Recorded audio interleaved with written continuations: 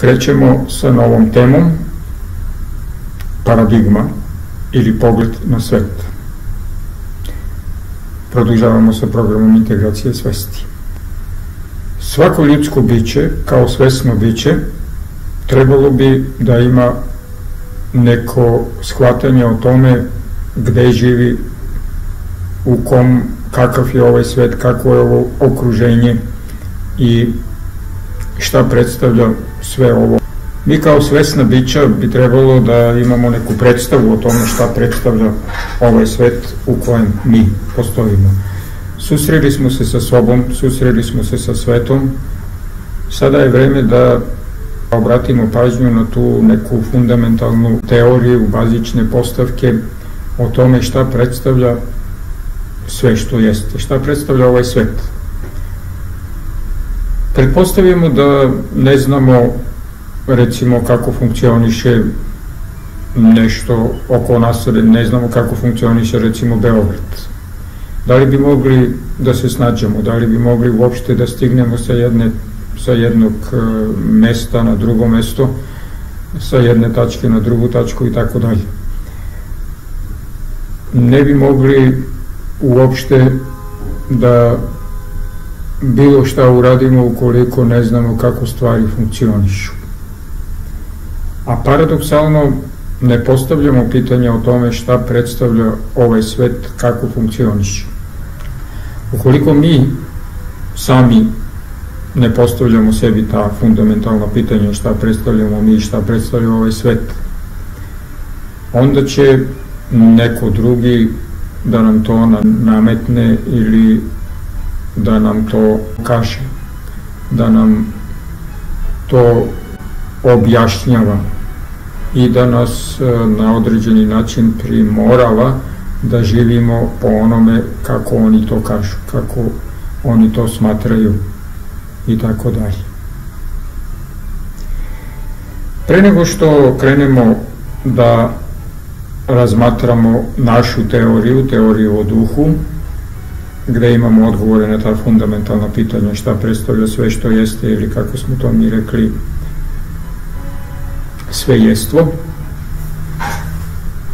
Prvo ćemo da razmotrimo malo, da se zadržimo na tome šta je to pogled na svet i šta to u stvari predstavlja.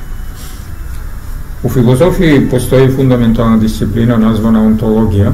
Ta disciplina se bavi odgovorom na fundamentalna pitanja. Ona fundamentalna pitanja koja obično mi kao ljudi ne postavljamo sebi.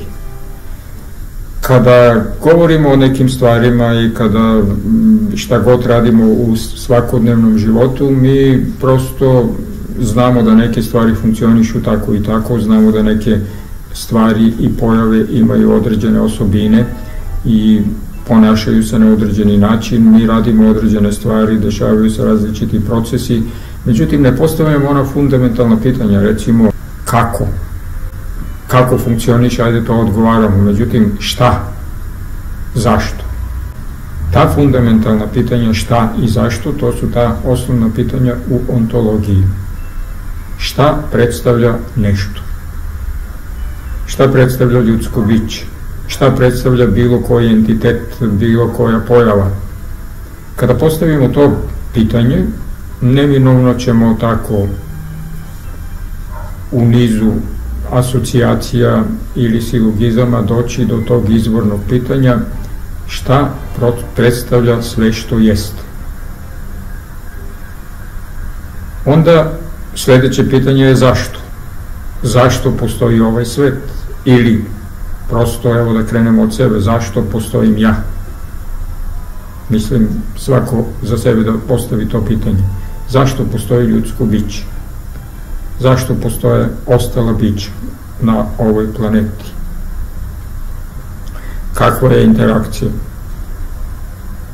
U suštini ne možemo mi da objasnimo kako nešto funkcioniše, a ne znamo šta predstavlja i zašto uopšte, recimo, postoji.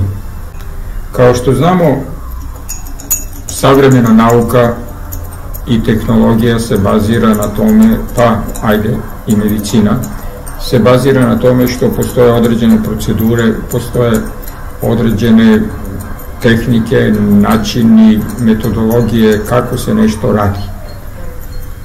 Međutim, mi ne znamo šta u stvari radimo u suštini.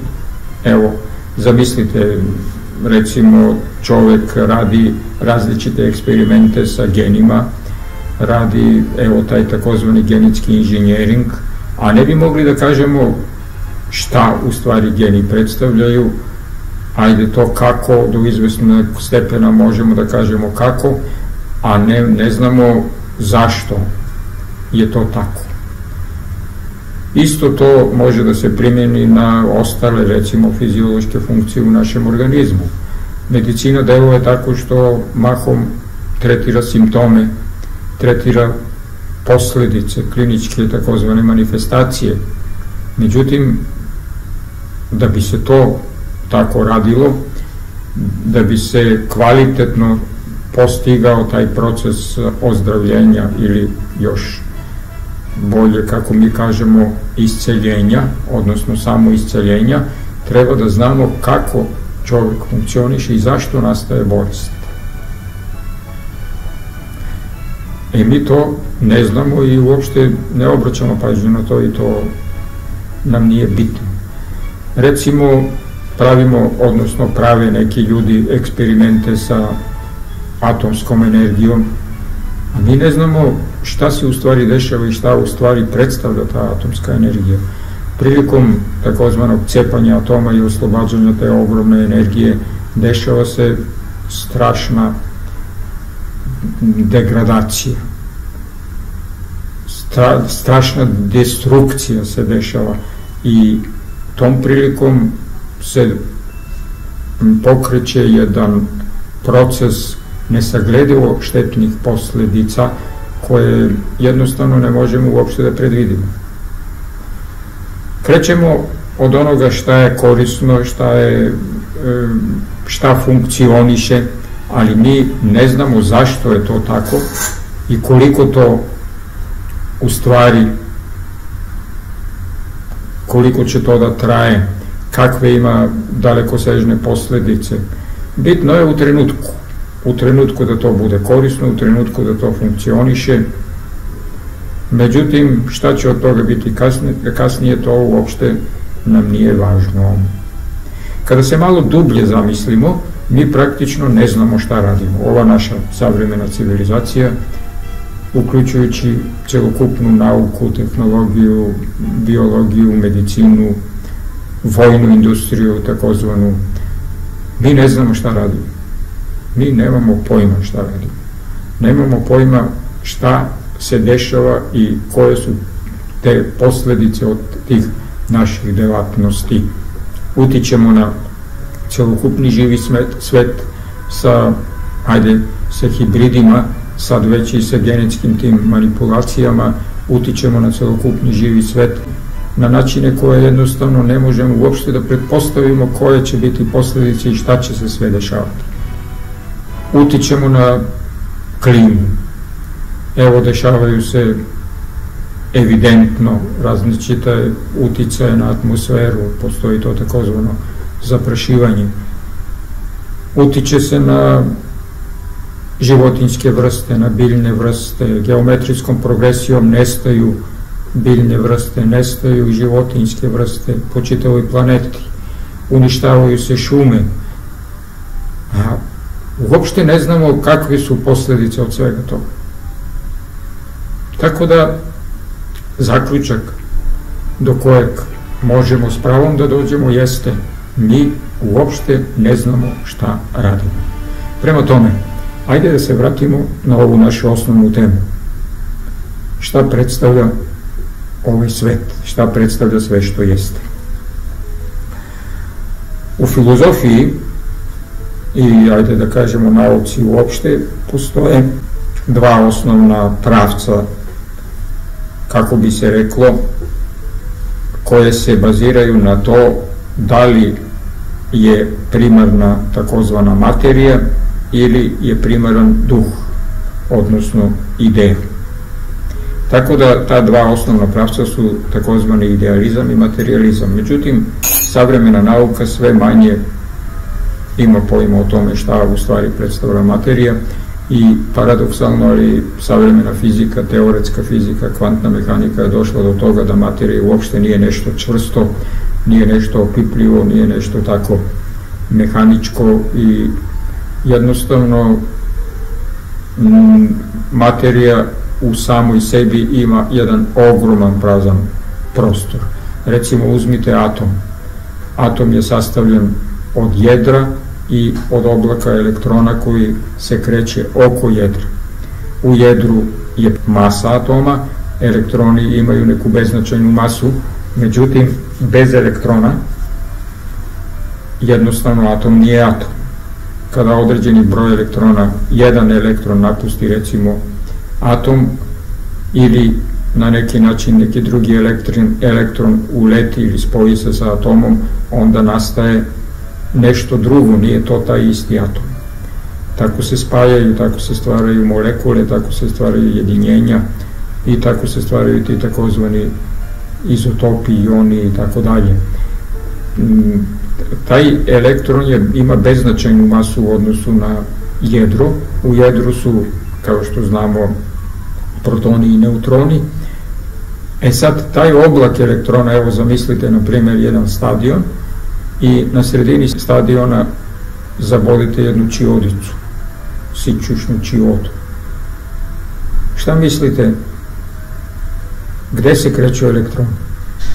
Ako pretpostavimo da je ta čioda jedro, onda taj oblak elektrona koji se kreće oko jedra je negde na tribinama. Znači, između jedra i elektrona postoji ogroman prazan prostor. Ono što mi smatramo da je materija, da je nešto čvrsto, da je nešto tako opipljivo, to je stvarno samo naša neka zabluda. To mi na osnovu naših percepcija i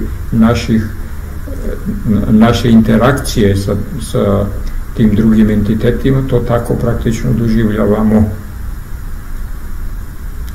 Da se vratimo na ovo suštinsko, znači ta dva osnovna pravca, idealizam i materializam.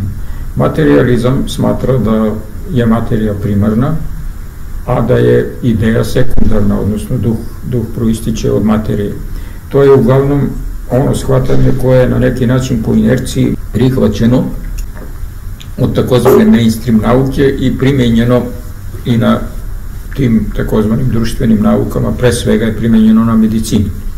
Tako da se čovek svodi na neki sklop mehaničkih, nekih elektrohemijskih reakcija. Naša fiziologija predstavlja jedan sklop tih elektrohemijskih reakcija i sve se dešava po nekim zakonitostima razmene materije i prosto tu nema mesta za neku duhovnost, ne govori se uopšte o tome šta predstavlja duša, šta predstavlja duh.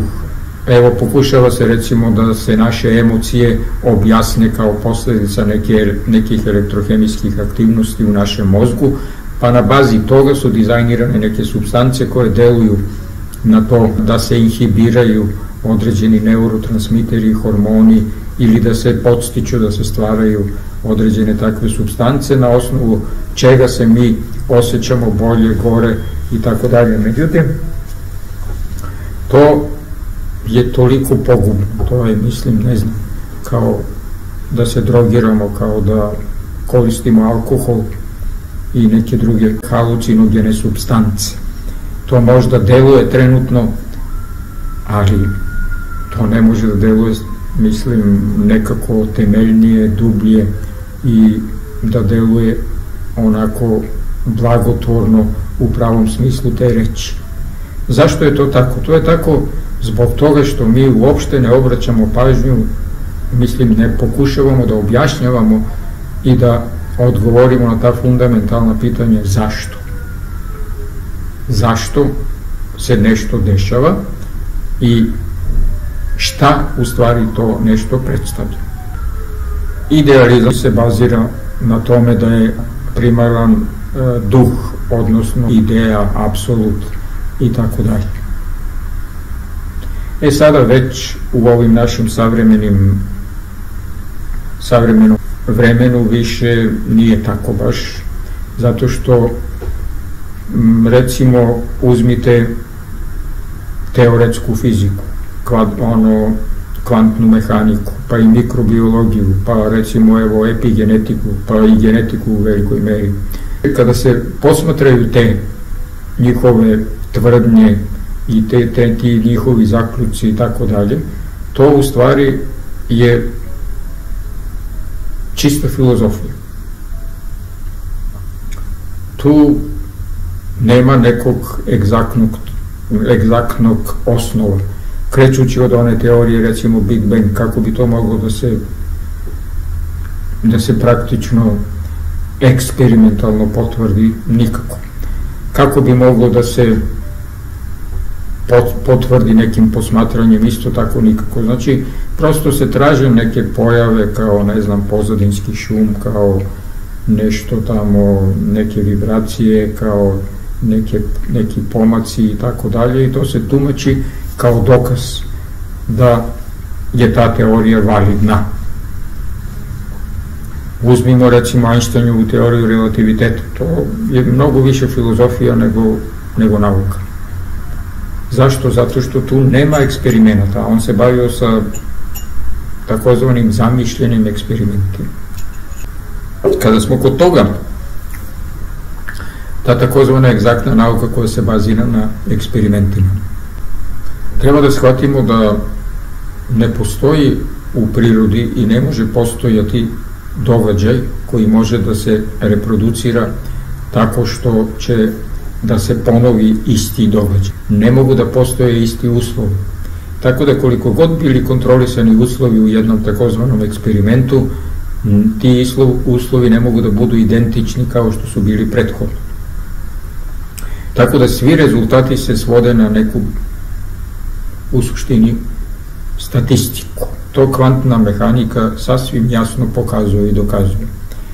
Sad, ako obratimo pažnju na to da to što se dešava u kvantnoj mehanici važi samo za mikročestice, za mikrosvet, a ne može da se recimo primjeni na makrosvet, i to je ta osnovna kolizija. Recimo Einstein na neki način kažu da se zadnjih 30-40 godina svog života bavio time da dođe do nekog objedinjavajućeg polja sile ili do ono što se sad moderno klasifikuje kao teorija svega. Ne može da se spoji recimo kvantna mehanika sa Einsteinovom teorijom koja se bazira na to da objašnjava makrosvet, a kvantna mehanika se bavi mikrosvetom. Međutim, uzmimo recimo neke makroelemente koje mi ne možemo da percipiramo, ne znamo da uopšte postoje. Oni deluju na nas, a mi ne znamo da postoje. Kao što recimo i mikroelementi deluju na nas, a mi ne znamo da postoje. Ne možemo da ih percipiramo, ne možemo da ih osetimo, da ih vidimo, da ih čujemo i ne možemo da budemo svesni njih. Isto tako ne možemo da budemo svesni i nekih makro pojava, fenomena i entiteta. Iz tog aspekta i ti makroentiteti su za nas jednostavno nepoznati, nepostojeći, relativni, neodređeni.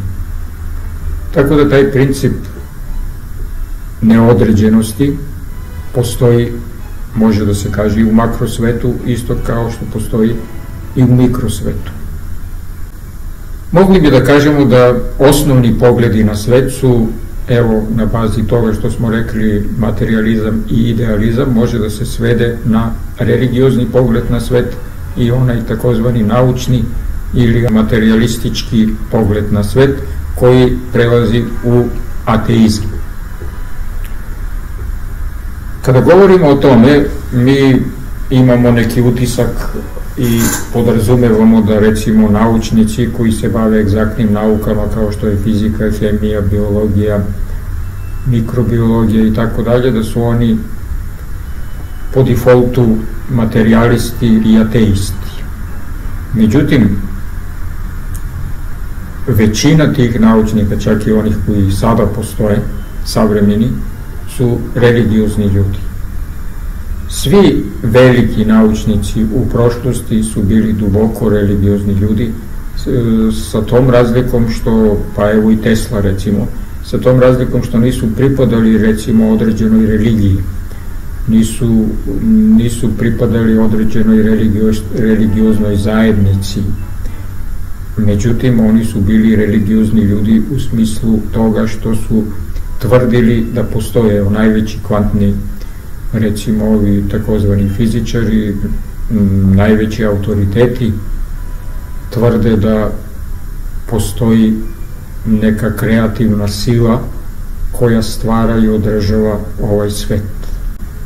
Isto to tvrdi recimo i Tesla, isto takvo nešto je tvrdio evo Einstein celo vreme, isto to recimo evo Newton. Newton se mnogo više bavio tim okultnim, religioznim, egzotičnim nekim stvarima, alhemijom, nego recimo fizikom i tom takozvanom egzaktnom naukom.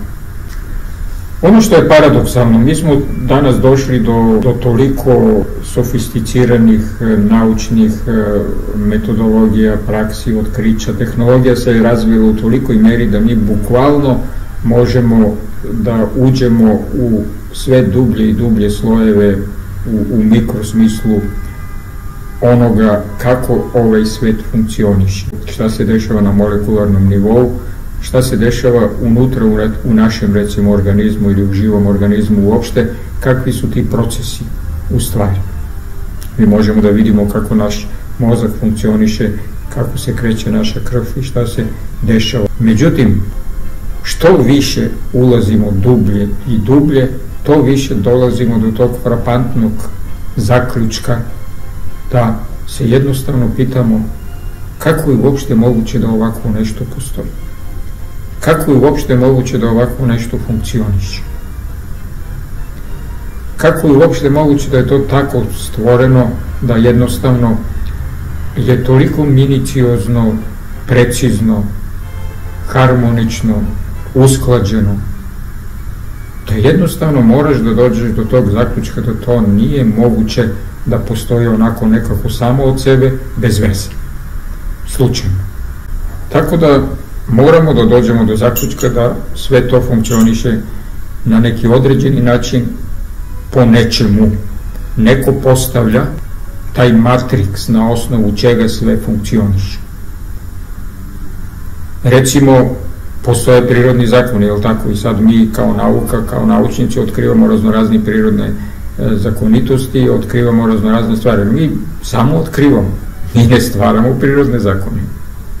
Mi ne stvaramo taj ambijent, ne stvaramo taj matriks po čemu se dešava to što se dešava i na način kako se dešava. To postoji i nešto to održava. Evo, pogledajte ovaj svet oko sebe. Ovaj svet postoji u harmoniji, u redu. Ovaj svet je lep. Mislim, osim onoga što čovek stvara i tamo gde čovek uplete svoje neke prste, to može da bude ružno, grozno i tako dalje. A priroda je lepa, harmonična. Ovaj svet postoji u redu, ne postoji u haosu. Pa to je dovoljni dokaz da postoji nešto, da postoji neka kreativna sila koja stvara i održava ovaj svet. Najveći ateisti vrlo često kažu, i ti naučnici koji drže do toga da je i evolucionisti i šta god, vrlo često kažu kako je to priroda čudesno desila, kako to je to prirodno tako, kako je priroda čudesna. To se svodi na onaj takozvani panteizam Baruha Spinoze, koji je tvrdio Bog ili priroda, odnosno da Bog i priroda su nešto identično. Da se vratimo u suštini na našu temu. Kao posledica tog idealističkog i materialističkog shvatanja imamo, znači, religiozni pogled na svet i takozvani naučni pogled na svet. Sad, taj naučni pogled na svet, kao što smo rekli i istakli, ne mora da bude nužno ateistički, odnosno da ne prihvata postojanje te neke kreativne sile koja stvara i održava ovaj svet ili Boga. Tako da nisu te dve stvari tako suprotstavljene, kontradiktorne.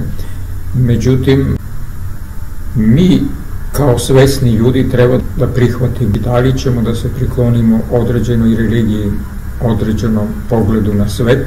Evo, kaže se, ne može da se dokaže da li Bog postoji ili ne postoji.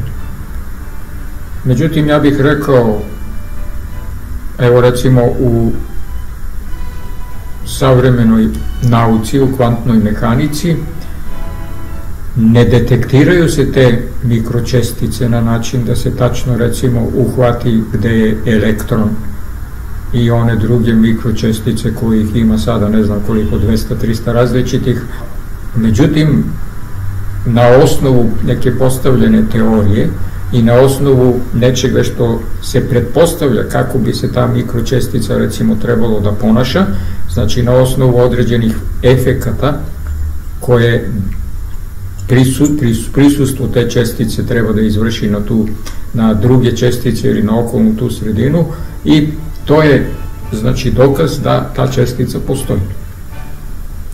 Pa što onda ne bi uzeli da je dokaz da Bog postoji ova njegova kreacija? Sve ovo što jeste, rekli smo, postoji u redu, postoji u nekoj harmoniji, taj red, harmonija, prirodne zakonitosti na osnovu kojih se sve dešava što se dešava, postoji neko to ili nešto to stvara i održava. Nešto nas je stvorilo, stvara i održava. Zamislite, mi, svako od nas je nastao od jedne sićušne ćelije. Muška i ženska polna ćelija kad se spoje, oni imaju taj takozvani haploidni broj hromozoma, i kad se spoje onda oni sastave 46 hromozoma, od kojih 2 su polni. I ta kombinacija je unikatna. Sve naše ćelije su diploidne, znači imaju 46 hromozoma i imaju jedan genetski materijal koji je identičan, tako se smatra identičan, ili ajde da kažemo skoro identičan, ali smatra se da je sasvim identičan, tako da od svake naše ćelije bi moglo teoretski da se reproducira celo biće. To je ono takozvano kloniranje. Međutim, polne ćelije su unikatne. Svaki spermatozoid i svaka jajna ćelija sadrža, rekli smo, haploidni broj hromozoma, znači po 23, ali ta kombinacija je unikatna, nije identična kao ostale ćelije u našem organizmu i nisu identične te ćelije. Zato su deca različita. Zato ne postoje dva identična ljudska bića, čak i jednojajčani blizanci nisu identični. I kako je sve to čudesno? Kako smo mi nastali od jedne sićušne ćelije? Evo, zamislite seme. Bacite seme ili posadite ga i od tog semena izađe toliko stabla ili biljka. Kako je to moguće? Jel se to dešava slučajno, nekako samo po sebi? Ko ili šta stvara te uslove? Ko ili šta stvara taj software, na osnovu čega se to dešava što se dešava? Kako seme zna kada treba da proklija i šta treba da se dešava? Isto tako i životinje, kako se ponašaju, ono što kažemo instinktivno, kako oni znaju kada i zašto treba tako da se ponašaju. To je dovoljni dokaz o postojanju kreativne sile koja stvara i održava ovaj svet. Bog, kao što smo rekli, komunicira sa nama putem sveta. Ovaj svet, Božja kreacija, je dokaz o postojanju Boga. Da kažemo prosto, zamislite recimo da živite sa nekim i znate njegove navike i šta kako postupa. I sada uđete recimo u vaš stan, prethodno je on ili ona bio u tom stanu i vi po onome što vidite da postoji nešto u tom stanu, da je nešto izmenjeno, da ne kažemo poremećeno, vi znate da je ta osoba, tačno ta osoba bila tamo i vi tvrdite, tamo je bila moja žena i to je ona uradila ili obrnuto. Isto tako u savremenoj kvantnoj fizici se detektuju čestice, znači po onome što po efektu kojeg su oni uradili, znači te čestice su neuhvatljive, ne mogu da se detektiraju i taj osnovni princip neodređenosti recimo ne može da se zna u isto vreme mesto i položaj, odnosno impuls i masa određene čestice, znači recimo ne zna se tačno gde je elektron ili može da se izmeri njegov impuls, brzina i energija, ili može da se detektuje recimo njegovo mesto, ali ne može jednovremeno. Sa druge strane, sam taj proces merenja utiče na rezultat. Ne samo onako čisto fizički, sada je dokazano da recimo naša namera i naše očekivanje utiče na eksperimentalni rezultat, pogotovo u tom mikrosvetu. Tako da stvari nisu tako proste i jednostavne kako se to smatralo recimo u 18.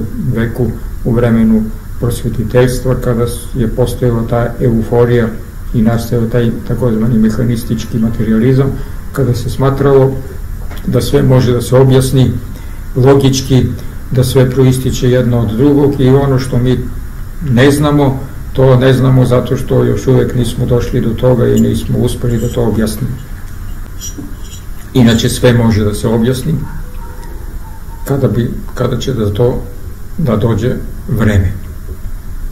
Znači, ili treba da prihvatimo određenu teoriju, recimo religioznu teoriju, možemo mi da se priklonimo određenoj religiji, to je naše pravo, da pripadamo određenoj religioznoj zajednici ili crkvi ili drugoj religioznoj zajednici po našem slobodnom izboru, ili da prihvatimo recimo naučni pogled na svet.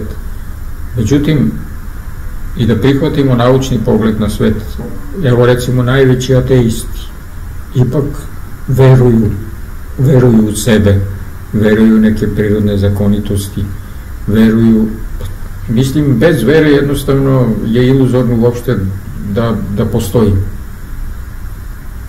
Zamislite sada vi izađete iz stana, iz kuće i treba negde da stignete. Tada ste najveći ateist.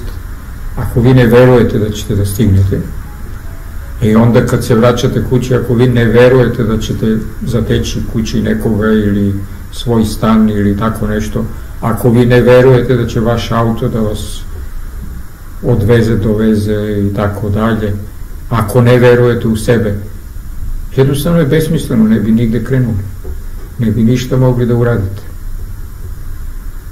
ne bi preduzeli ništa. Čovek bez vere jednostavno nije čovek. To je besmisleno živeti bez vere. Što znači, dakle, prihvatamo religiozni pogled na svet ili se priklonimo određenoj religioznoj zajednici ili prosto onako prihvatimo taj religiozni pogled na svet. Ne moramo da se priklonimo, kao što postoje takvi slučajevi, ljudi jednostavno kažu ja verujem,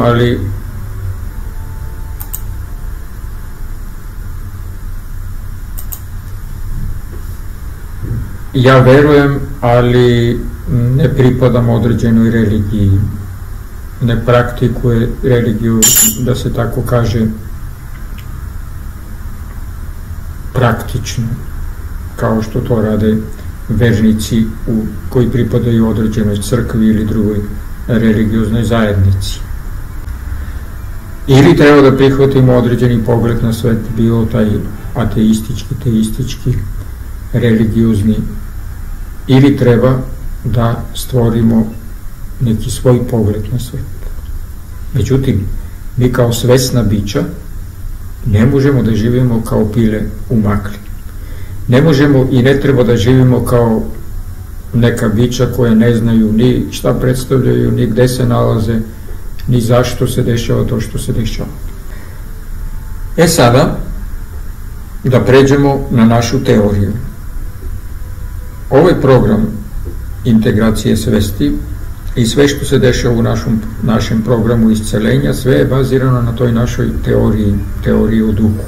Budući da se bavimo ljudskim bićem, krenuli smo od toga da postavimo pitanje šta predstavlja čovek. Da bi odgovorili na to pitanje, nameće se pitanje šta predstavlja živo biće, čovek i živo biće. Dalje dolazimo do toga šta predstavlja život. Pa čovek negde postoji na neki određeni način. I tako dolazimo do toga šta predstavlja prostor, šta predstavlja vreme, šta predstavlja gravitacija, šta predstavlja ovaj svet, sve što jeste. Da bi odgovorili na to pitanje, možemo da idemo induktivno ili deduktivno. Induktivno je kad idemo od pojedinačnog preko posebnog ka opštem, a deduktivno je obrnuto, kada idemo od opštem preko posebnog ka pojedinačnom. Mi smo krenuli deduktivnim putem. Rekli smo, eksperiment jeste nesavršen i svodi se na statistiku. Zašto? Zato što samim našim merenjem mi utičemo na rezultat merenja. To je jedno. Drugo, dokazano je da naša namera, intencija, očekivanje utiče, paradoksalno, ali utiče na rezultat eksperimenta. Tako da, ukoliko mi zamišljamo taj eksperiment, događaj, fenomen, i ukoliko ga zamišljamo tako u idealnim uslovima, evo recimo Tesla je tako zamišljao svoje eksperimente, i u tim idealnim uslovima je sve funkcionisalo besprekorno i onda on to primeni u praksi. Kada zamišljamo fenomene, pojave, interakcije, ukoliko imamo dovoljno podataka i ukoliko imamo dovoljno te naše imaginacije, moći, apstrakcije i, ajde da kažemo, znanja, inteligencije, mi možemo da stvorimo idealne uslove, nepogrešive uslove. I ako zamišljamo, odnosno razmišljamo onako koherentno, mi ćemo da dođemo do svakako određenih rezultata. Isto kao da radimo eksperiment. Sve što radimo mi prethodno to zamišljamo, znači to je taj proces rada, truda. Kako je pričao Marks, proizvod našeg truda, našeg rada je zamišljen u našoj imaginaciji pre nego što je ostvaren u praksi. Da krenemo sada direktno da se zadržimo na našu teoriju. Pokušat ćemo ukratko da obrazložimo našu teoriju, odnosno ovaj naš pogled na svet. Zamislimo, kada razmišljamo o tome šta predstavlja sve što jeste. Mi smo to nazvali svejestvo. U tom pojmu svejestvo je sadržano i sve, i jeste, sve što jeste, isto tako i svest, a i svet. To je jedan pojam koji ima duboko značenje i koji proističe iz duha našeg jezika.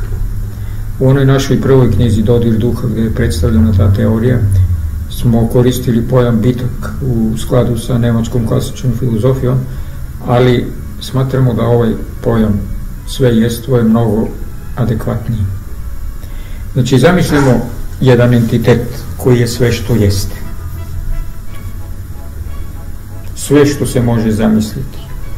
Sve što postoji, sve što ne postoji, sve što bi moglo da bude. Sve potencijalno, sve moguće i nemoguće. Sve. Taj entitet bi svakako, moramo da priznamo, bio inteligentan, a sve što je inteligentno ima poriv ka samospoznanju i spoznanju. Kako bi jedan takav super entitet, večan, beskrajan, nezamislivo inteligentan, mogao da spozna sebe? Kako mi, recimo, možemo da spoznamo sebe? Kako mi znamo da smo mi nešto različito od nečega drugog? Kako? Kada bi postojao samo ti, kako ćeš znati šta ti predstavljaš? Ti možeš da znaš šta ti predstavljaš samo ako sebe uporediš sa nečim drugim. Uporediš sa drugim bićem. I to je odgovor na ono pitanje zašto postoje mnoštvo entiteta, odnosno mnoštvo različitih bića. Mnoštvo svesti ili projekcija svesti. Mi u interakciji naših svesti možemo da spoznajemo sebe i svet oko sebe. Ukoliko ne postoji interakcija svesti, ne možemo da spoznajemo niti sebe, niti svet oko sebe. Zato je taj Berkeleyev solipsizam prosto besmislen. Međutim, nije besmislen u onom apsolutnom smislu kad je svejestvo u pitanju. Jer svejestvo stvara sve što postoji. Kako svejestvo može da spozna sebe?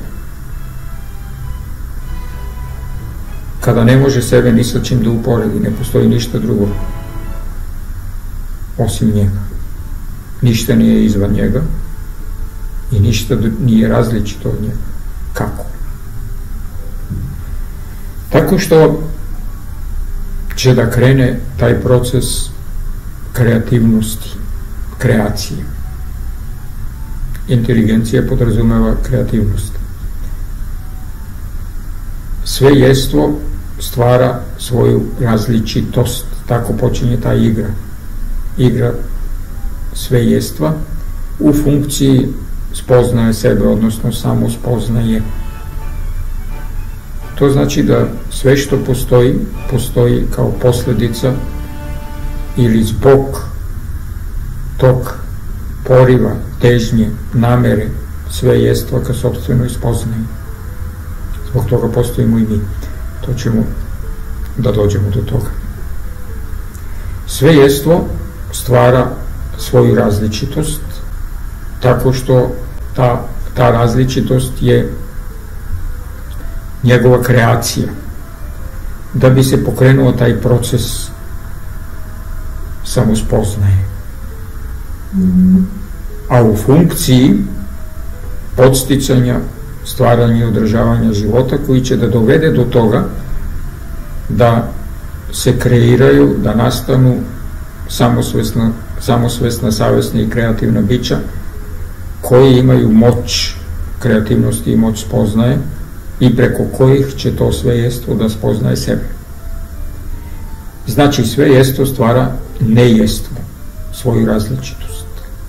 Budući da je to različitost, to je prosto nešto što je samo po sebi entropično, koje stremi ka samo uništenju, zato što to nije stvarno, to predstavlja kreaciju, ali to je moćna kreacija, to je kreacija svejestva. Kao što naše kreacije isto tako su moćne u ovom našem domenu. Postoji ta samospoznanja težnja svejestva ka sopstvenoj spoznaji, i postoji nejestvo kao različitost svejestva.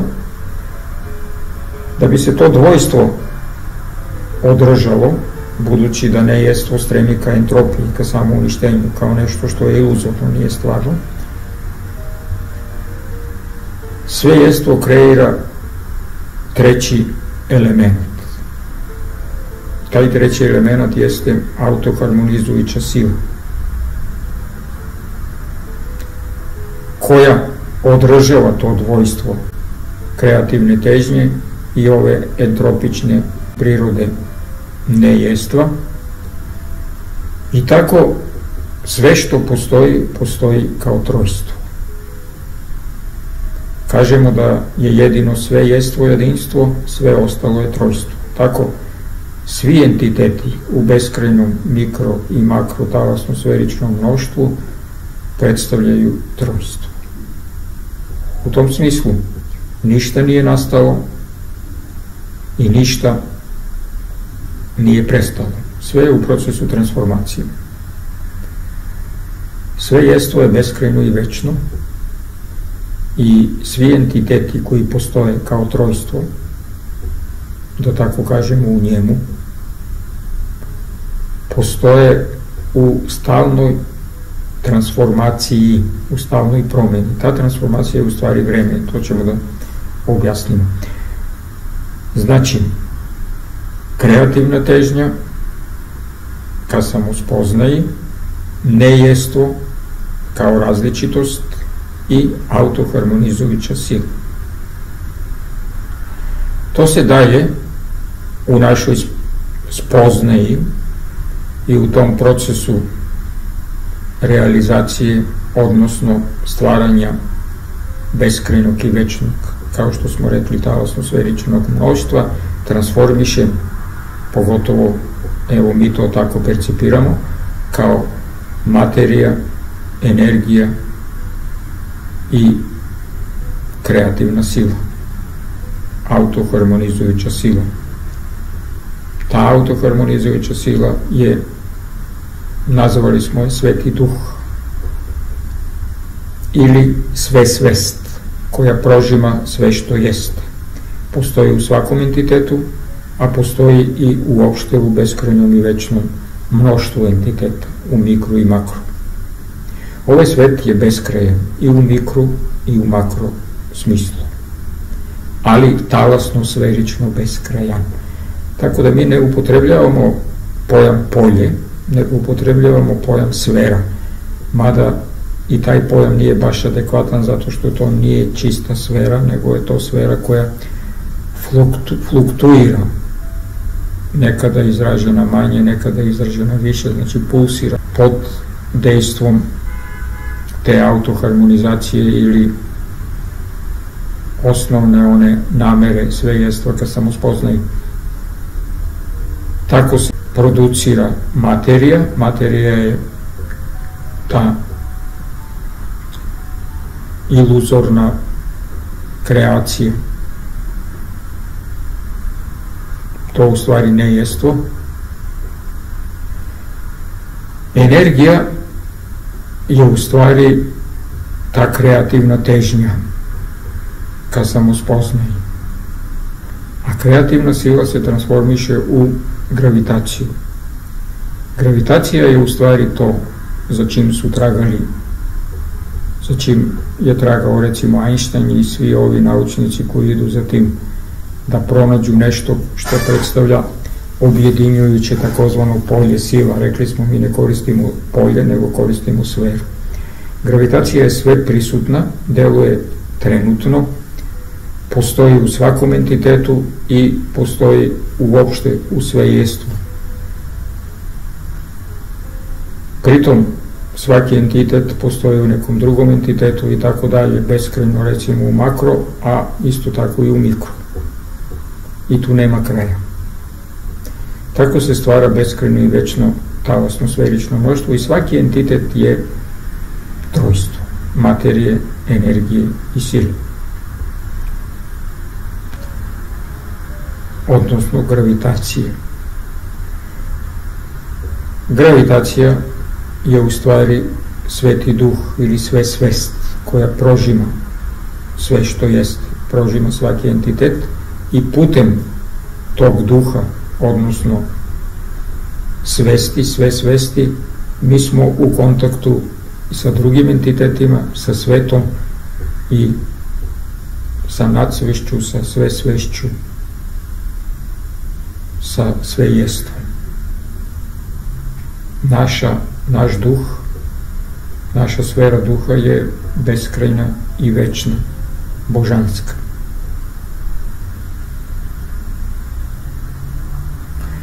Šta je u stvari materija? Materija je u stvari prostor. Materija je u stvari prostor. Energija je u stvari vreme, a ta autoharmonizujuća sila je gravitacija. Evo sada ćemo objasniti. Kad kažemo prostor, za nas prostor predstavlja recimo ova prostorija u kojoj se nalazimo. Zašto? Zato što se mi krećemo u njoj. Mi smo u tom prostoru. Za naš prostor predstavlja zgrada, recimo, ili kuća u kojoj živite, boravite. Onda vaš grad, vaša država, kontinent i, ajde da kažemo, planeta Zemlja. Međutim, ništa od toga nije nešto u čemu ne postoji ništa drugo. Recimo, sam pojam prostor podrazumeva da je to, uslovno rečeno, kao fizička veličina, nešto u čemu bi bilo nešto drugo. Znači, u čemu, i podrazumeva da je to nešto kao prazno. Ne postoji prazan prostor. Svaki mogući prostor je entitet, u stvari, za sebe. Ova soba je entitet. U ovoj sobi postoje mnoštvo, znači ne samo vazduh, nego postoje i živi i neživi, ko zna kakvi, ne znam, entiteti, virusi, bakterije, energije, zračenja, možda postoje, odnosno sigurno postoje i neki takozvani duhovni energetski entiteti. Prosto ne bi mogli da opstanemo i da preživimo ukoliko bi bili svesni svega što postoji oko nas, a mi to uopšte ne primećujemo. Mi vršimo selekciju prilikom spoznaje, primećujemo ono što je bitno za nas. Tako se odvija proces spoznaje. Tako funkcioniše naš nervni sistem. Selektira, reducira. Da se vratimo na ove fundamentalne postavke, znači, u stvari prostor je struktura, građa. Prostor i materija su sinonimi. Ne postoji prazan prostor. Za nas je prostor, recimo, naša planeta, a planeta sama po sebi je entitet, u kome postoje mnoštvo drugih entiteta. Mi, kao organizam, kao biće, smo prostor za sve ono što je u nama. Mi smo prostor za naše ćelije, za naše organe i za te druge organizme, viruse, bakterije, parazite koje postoje u nama. Smatra se, odnosno poznato je da postoje veći broj tih entiteta, virusa, gljivica, parazita, bakterija, nego što postoje ćelije u našem organizmu. Mi smo u stvari, kao što je naša planeta prostor za nas, tako smo mi prostor za sve te entitete koje su u nama, znači za naše ćelije, a i za sve te mikroorganizme. Mi predstavljamo prostor za njih, ali to nije prazan prostor. Prazan prostor ne postoji. Taj takozvani vakuum isto tako nije prazan prostor, tu postoji etar, koje ajde, nauka ne priznaje još uvek da postoji, ali mislim evidentno da postoji, ali kroz taj takozvani vakuum prolaze elektromagnetni talasi, zračenja, vibracije, tako da to prosto nije i ne može biti prazan prostor, zato što kroz apsolutno prazan neki prostor ne mogu da prolaze niti elektromagnetni talasi, niti bilo kakvo zračenje i bilo kakve vibracije. Prazan prostor ne postoji. Sve što postoji su entiteti u čemu postoje neki drugi entiteti. Entitet u kome mi postojimo je prostor za nas, a to je sam po sebi građa, u stvari, struktura. Prostor je u stvari struktura, građa. Mislim da je to jasno. Šta je vreme? Vreme je u stvari dešavanje, promena. Ukoliko se ništa ne dešava, kažemo vreme stoji. Ukoliko se nešto dešava, kažemo vreme se ubrzano teče. Kad smo kod toga, postoje ljudi ili postoje određeni entiteti, katalizatori koji pospešuju određene, recimo, hemijske procese ili biološke procese. U prisustvu tih takozvanih katalizatora se procesi odvijaju brže, efikasnije ili tako, intenzivnije. Isto tako, postoje ljudi koji generišu vreme. Obratite pažnju na to, možda ste vi jedan od njih. Kada se pojavite negde, odjednom stvari počinju da se dešavaju. Kada idete odatle, sve ostaje onako. Možete, recimo, danima, nedeljama, mesecima, pa i godinama da budete odsutni i kada se vratite u tu neku sredinu, zateknete pa skoro kao što je bilo kada ste otišli. Ništa se nije dešavalo. A kada vi dođete, stvari počnu da se dešavaju. Znači, to su prosto ljudi koji generišu vreme. Generišu dešavanje. Znači, vreme je u stvari dešavanje, promena. Kako se ta promena odvija, zavisi od interakcije praktično sa materijom, ali sve se to dešava po duhu.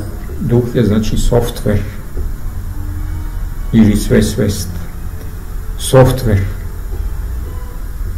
način, to je taj matriks tih zakonitosti na osnovu kojih se dešava to što se dešava, na osnovu kojih se dešava vreme. Šta je u stvari energija? Energija je u stvari način, modus postojanja materije. Materija postoji u vremenu. Materija i energija su nedeljivi. Energija je u stvari delovanje jedne materije na drugu materiju. Samo po sebi energija onako kao neki treći, da tako kažemo, fizička veličina i element ne postoji. Uzmite, recimo, toplotna energija. Šta je toplotna energija? Jedna materija deluje na drugu materiju. Ispusta neke čestice i te čestice, recimo, otopljavaju vazduh i dešavaju se te neke promene, dešava se interakcija u samoj materiji. Isto važi i za svaku drugu energiju. Recimo, energija vode. Šta je to? To je voda koja deluje kao energija zato što vrši određenu radnju. Energija je u stvari međudelovanje materije. Energija je vreme. Rekli smo, gravitacija je duh.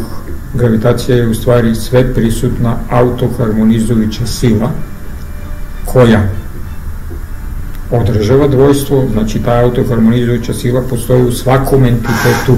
Svaki entitet ima svoju gravitaciju, svaki entitet ima svoj duh. Ta gravitacija nas drži na okupu. Recimo, vaš organizam ima svoju gravitaciju, tu autoharmonizujuću silu koja dovodi u skladu sve što se dešava u vašem organizmu. I vi ste u interakciji sa svim ostalim organizmima. Evo, da uzmemo za primjer sunčani sistem.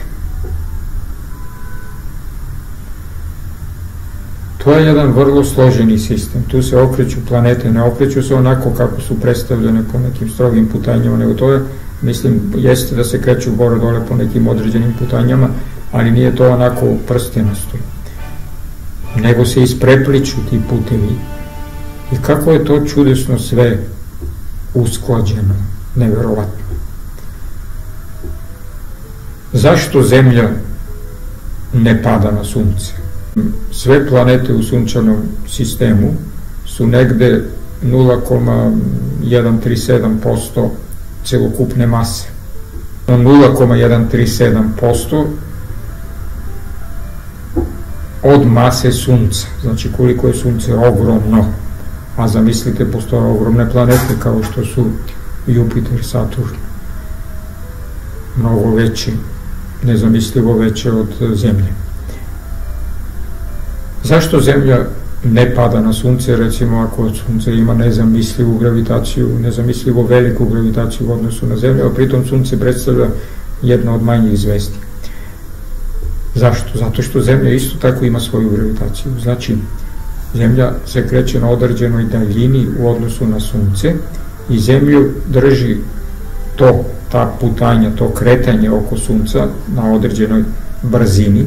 Zemlja se kreće određenom brzinom oko Sunca i ima određenu gravitaciju, znači Sunce privlači Zemlju, ali i Zemlja privlači Sunce. I te dve sile se, gravitacija Sunca, gravitacija Zemlja, se na određeni način harmonizuju i Zemlja ostaje na određenom rastojanju, ali Zemlja ne može da ostane na određenom rastojanju ako se ne kreće.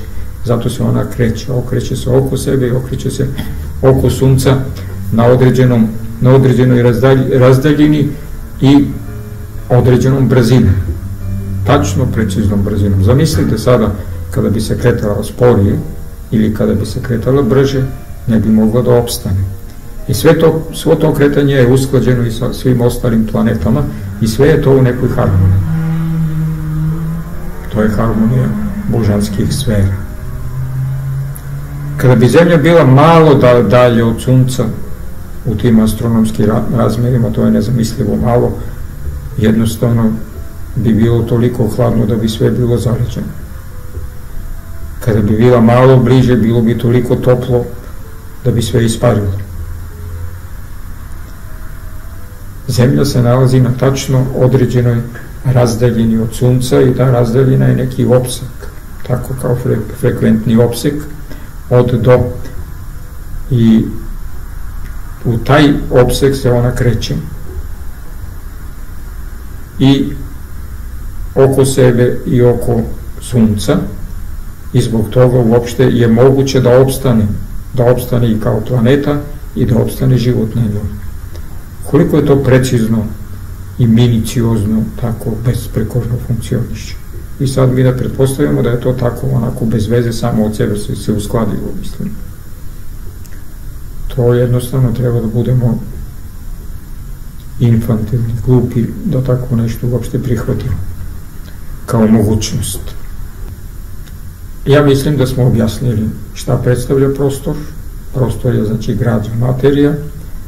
Šta predstavlja vreme? Vreme je energija, dešavanje, promena, a gravitacija je autoharmonizujuća sila, svest ili duh, koji održava to dvojstvo i omogućava trojstvo. Kako deluje ta autoharmonizujuća sila? Deluje tako što u svakom trenutku postoji autoharmonizacija. Kada se nešto poremeti, u sledećem trenutku, odnosno u svakom trenutku se stvara nova harmonija, stvara se red. Ovaj svet, sve što jeste i svaki entitet postoji u harmoniji, u redu. Tako postojimo i mikroorganizam. Ukoliko se poremeti ta harmonija, taj red u nama, onda nastaje poremećaj koji se odražava kao psihofiziološki poremećaj, kao bolest. Ako ne može da se uspostavi taj red zbog određenih nekih razloga, onda nastaje poremećaj funkcije određenih delova ili čitavog organizma, nastupa smrt na kraju. Sve je usklađeno i sve u svakom trenutku postoji u skladu. Sada, mi kao svesna bića možemo taj sklad da poremetimo. Zašto? Zato što je nama data slobodna volja. Nama je data sloboda izbora. Zašto je nama data sloboda izbora? Rekli smo, sve ovo što se dešava u beskrajnom talasnom sferičnom mnoštvu dešava se u funkciji samospoznanja, težnje svejestva. Svejestva kroz svoju svest prožima sve što jeste i sve što jeste se odvija u toj funkciji samospoznaje. Znači, zato postoji to mnoštvo entiteta. Pritom, svrha svega je podsticanje, stvaranje i održavanje života, a podsticanje, stvaranje i održavanje života je u funkciji podsticanja, stvaranja i održavanja svesnih, odnosno samosvesnih, savesnih i kreativnih bića ili ljudskih bića, preko kojih kroz našu svest sve jestvo spoznaje sebe. Svako od nas ima tačne određenu moć da spoznaje delić ovog sveta i taj mozaik, taj beskrajan mozaik svih tih svesti predstavlja, da tako kažemo, hranu svejestva. Kroz nas svejestvo spoznaje sebe. Zato mi postojimo da bi spoznavali. Ne možemo da spoznajemo ukoliko nismo slobodni. Ne možemo da budemo kreativni, a kreativnost je najveći Božji dar. Spoznaja i kreativnost, ne možemo, mislim, da budemo kreativni ako ne možemo da spoznajemo, ne možemo da spoznajemo ako nismo kreativni, a sve to podrazumeva slobodu i slobodnu volju.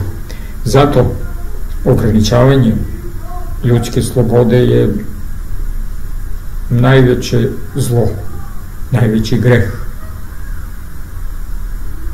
To je prosto aktivnost destruktivna protiv svejestva, protiv Boga, protiv čovečanstva, protiv svega. Slobodna volja i ljudska sloboda je imperativ. Zbog toga što ne bi mogli da spoznajemo ukoliko smo sputani, ograničeni, ukoliko nam se ograničava sloboda. A svakome od nas je dato, od Boga dato, da spoznaje tačno određeni, da tako kažemo, delić stvarnosti i realnosti na tačno određeni način. Pritom mi smo razgraničili te pojmove stvarnost i realnost. Stvarnost je deo sveta koji je dostupan našoj spoznaji, a realnost je svet sam po sebi, ono što stvarno jeste. To je u stvari sve jesto. To je ono što kaže Kant, stvar po sebi i stvar za nas. Stvar za nas je ono što mi možemo da spoznamo, a stvar po sebi je ono što nešto stvarno jeste. Mi nikada ne možemo da shvatimo šta je nešto samo po sebi u suštini. Možemo da shvatimo šta je nešto za nas, to je znači taj određeni limis, granica.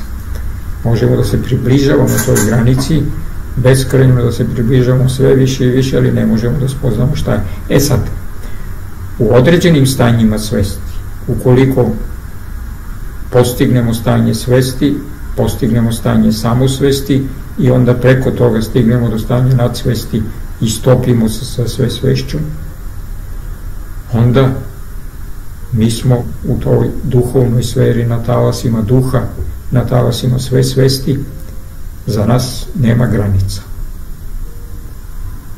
U tom stanju svesti sve je ovde, sve je sada, sve je moguće i jednostavno tu nema granice. Tu se stvarnost i realnost isprepliću. I mi u tim stanjima svesti možemo da utičemo, da kreiramo sebe, da kreiramo svoj svet. Tako da